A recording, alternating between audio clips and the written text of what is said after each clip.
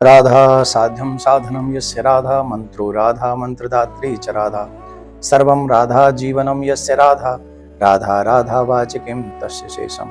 बोलो सर्वेश्वरी राधा रानी की जय।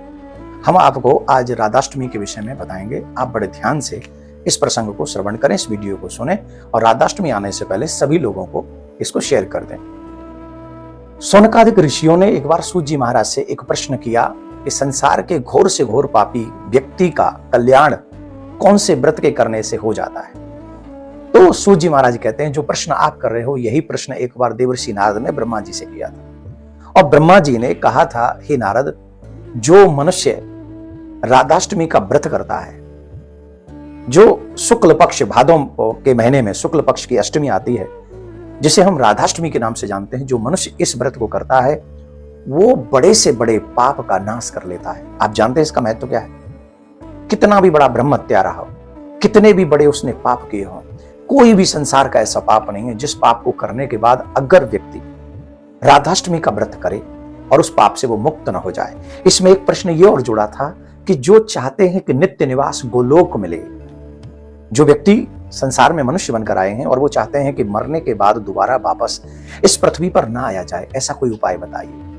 तो ब्रह्मा जी ने कहा, हे नारद, ऐसे मनुष्य को जो गोलोक धाम की प्राप्ति चाहते हैं उन्हें राधाष्टमी का व्रत अवश्य करना चाहिए। राधाष्टमी का व्रत करने से युगल सरकार प्रसन्न होते हैं, प्रिया प्रीतम प्रसन्न होते हैं और उसके एक पीढ़ी नहीं अनंत पीढ़ियां तर, मतलब कई पीढ़ियां तर जाती हैं। वो कई एकादशियों का फल राधाष्टमी के व्रत के फल में मिल उसकी बराबरी नहीं कर सकता एक राधाष्टमी का व्रत। तो वो जो राधाष्टमी का व्रत है उसके विषय में एक कहानी भी आती है, कथा भी आती है कि एक लीलावती नाम की स्त्री थी, बड़ी सुंदर थी।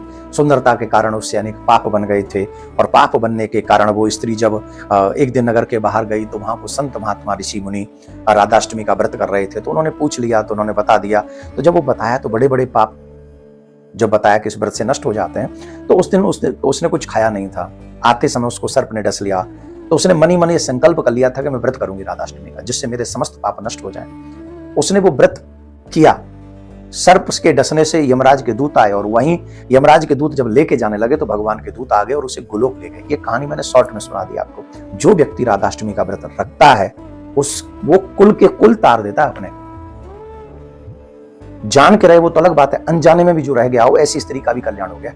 तो आप सबसे निवेदन है, सर्वेश्वरी राधा रानी को प्रसन्न कीजिए, ये व्रत कीजिए और जो ये व्रत करते हैं उन्हें निश्चित प्रिया प्रीतम की कृपा